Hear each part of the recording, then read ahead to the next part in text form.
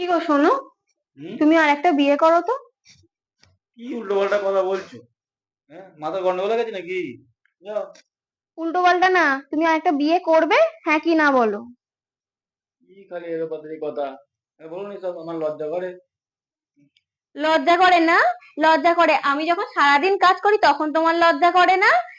এই যে সকাল 7টা থেকে রাত্রি 12টা পর্যন্ত এত কাজ করি তোমার তখন মনে পড়ে না? এই যে ঝাঁট দেওয়া, ঘর মোছা, কাপড় ধোয়া, আমি এইসব আর একা একা করতে পারবো না।